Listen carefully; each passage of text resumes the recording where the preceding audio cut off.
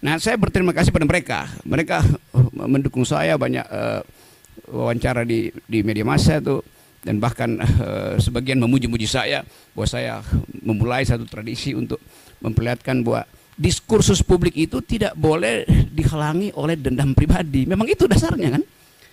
Jadi sekali lagi itu poinnya. Tetapi saya mengerti bahwa kasus ini kemudian membuka perselisihan di publik antara yang pro dan kontra. Nah, itu yang membuat kehebohan. Kehebohan itu bisa ditafsirkan sebagai keonaran secara hukum itu. Itu pentingnya kita pahami bahwa sesuatu yang disodorkan untuk dijadikan target keonaran itu bisa disponsor oleh siapapun. Kan itu maksudnya kan. Nah, saya minta maaf terhadap keadaan hari ini yang menyebabkan perselisihan itu berlanjut tanpa arah itu. Tentu saya merasa kok ini kenapa nggak bisa diselesaikan secara hukum. Kok tokoh itu yang dipandang sebagai orang pintar, cerdas, ya, kok keluar kata-kata kotor dari mulutnya gitu, ngata-ngatain pemimpin, ya, dengan kata-kata yang sangat buruk gitu. Lalu setelah itu dia coba untuk menjustifikasi, ya, ucapannya yang buruk itu. Ya, kalau menurut saya yang bersangkutan itu mengalami masalah mental juga. Soal suka tidak suka, hidup ini memang menggunakan rasa juga, setiap manusia punya rasa. Dan oleh karena itu maka hati-hati ketika menggunakan diksi dalam percakapan publik. Seperti misalnya kata yang sedang hangat dibicarakan, bajingan yang tolol. Boleh Anda gunakan itu di toilet, boleh Anda gunakan itu di tempat tersembunyi, di puncak gunung kalau Anda suka naik gunung. Anda bilang orang itu bajingan, orang itu tolol, orang itu dungu, it's okay. Tetapi ketika Anda memberikan percakapan di depan publik, setiap orang harus bertanggung jawab atas apa yang dia ucapkan.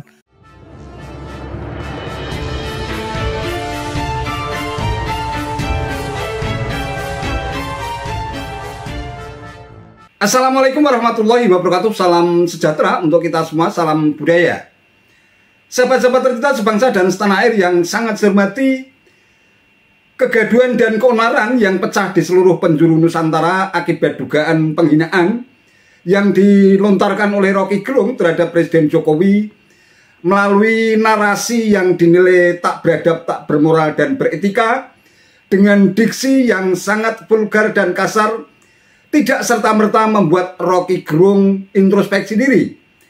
Aleh-aleh menyesal, sekadar meminta maaf kepada Presiden Jokowi pun tak pernah terlintas dari mulutnya. Ia tetap merasa bahwa apa yang ia lontarkan di depan kaum buruh itu merupakan sebuah kritik kepada Jokowi dalam posisinya sebagai kepala negara, bukan sebagai pribadi.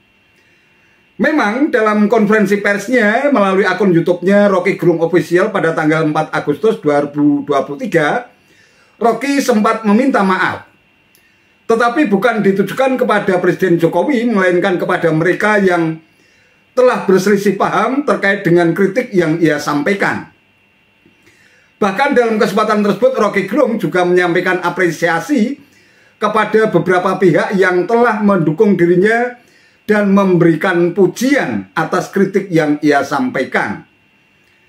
Nah, terkait dengan dugaan penghinaan yang dilontarkan oleh Rocky Gerung terhadap Presiden Jokowi, seorang ulama karismatik yang juga mantan gubernur NTB periode 2008 hingga 2018, Muhammad Zainul Majdi LCMA yang akrab disapa Tuan Guru Bajang alias TGB, dan seorang guru besar ilmu manajemen, akademisi dan praktisi bisnis, Profesor Renat Kasali, PSD, ikut angkat bicara, sangat keras dan menohok. Menurut TGB, Rocky Gerung yang mengaku dirinya sebagai sosok yang cerdas dan intelektual, tetapi justru menghina seorang presiden dengan menggunakan kata-kata yang sangat buruk, merupakan cerminan sikap orang yang sedang mengalami gangguan mental. Sementara itu, Profesor Renat Kasali mengingatkan Rocky Gerung tentang pentingnya menjaga keadaban dalam berkomunikasi di ruang publik. Silahkan saja mencaci maki atau menghina kepada orang yang tidak disenangi di ruang privat. Tetapi ketika berkomunikasi di ruang publik, harus siap menerima risiko yang tidak pernah terduga sebelumnya. Begitu Jokowi kehilangan kekuasaannya, dia jadi rakyat biasa. Nggak ada yang peduli nanti. Tetapi ambisi Jokowi adalah mempertahankan legasinya itu. Dia masih pergi ke Cina buat nawarin IKN. Dia masih mondar-mandir dari satu koalisi ke koalisi yang lain untuk mencari kejelasan nasibnya tuh. Dia memikirkan nasibnya sendiri, dia nggak pikirin nasib kita.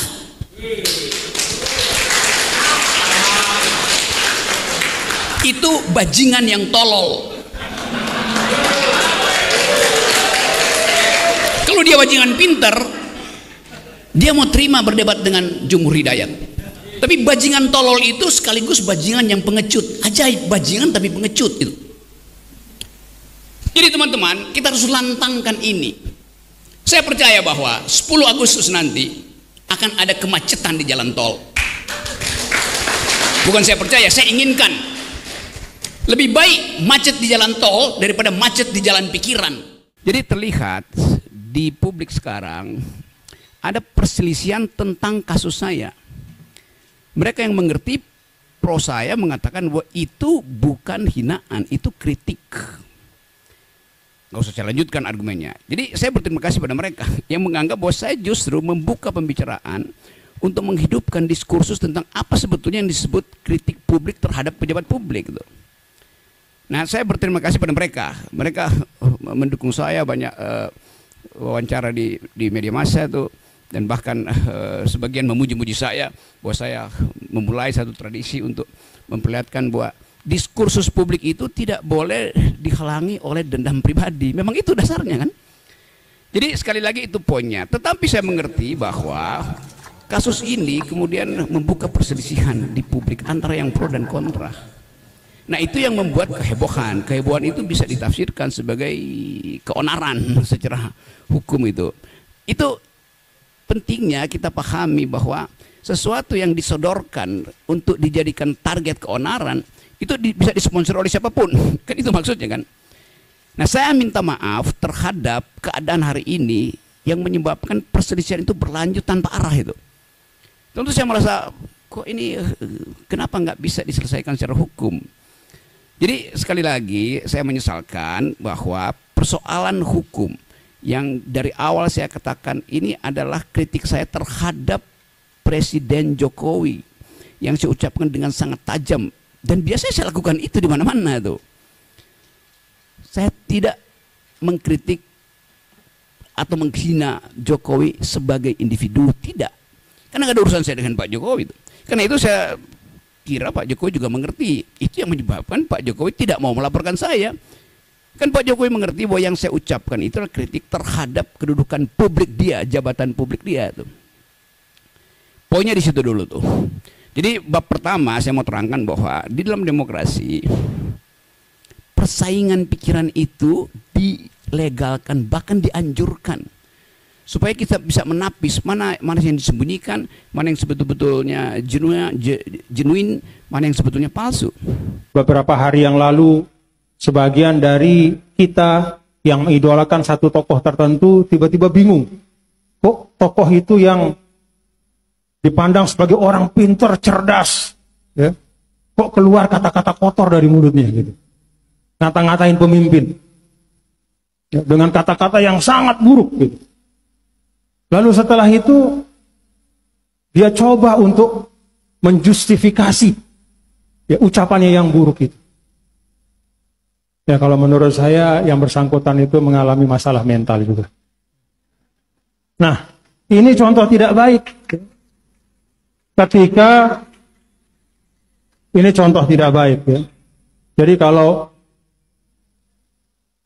kita memiliki satu kredensial publik sebagai dosen, sebagai pemimpin, sebagai tuan guru, sebagai ustadz, maka sedapat mungkin kita hadirkan hal-hal yang baik sesuai dengan kredensial kita. Berada di ruang publik tentu berbeda berada di dalam kamar Anda sendiri. Di dalam kamar pribadi Anda boleh menggunakan diksi apa saja, mengumpat, mengata-ngatai orang. Tidak ada orang lain yang mendengarkan, it's okay. Tapi ketika Anda menggunakan ruang publik, ingat ini adalah ruang kita bersama. Apa yang Anda ucapkan di ruang publik akan dimaknai oleh orang-orang lain dan akan menimbulkan banyak hal yang barangkali tidak pernah Anda duga. Amea Agrawal, seorang penulis, mengatakan, jaga mulutmu, gunakan kata-kata yang tepat atau diksi maksudnya, maknai perbuatanmu. Bila tidak, mereka akan menghujatmu. Dalam kehidupan itu, kita tentu saja marah itu bisa saja kita lakukan. Tidak suka, tidak senang, mengumpat, it's okay.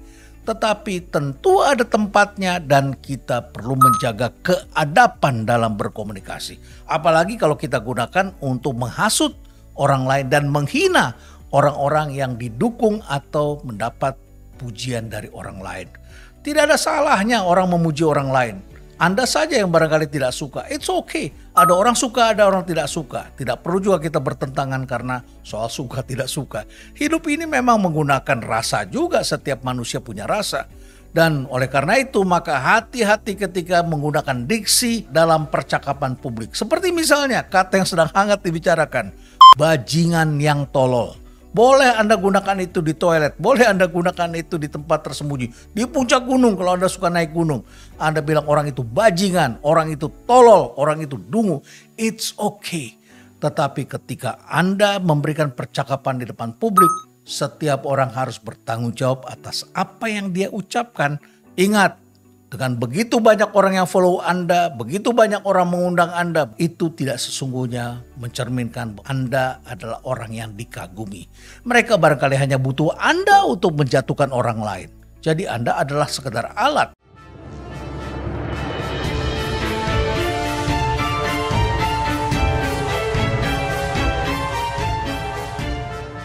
Sahabat-sahabat tercinta sebangsa dan setanah air yang saya hormati, apa yang disampaikan oleh Tuan Guru Bajang dan Profesor Renat Kasali memang ada benarnya.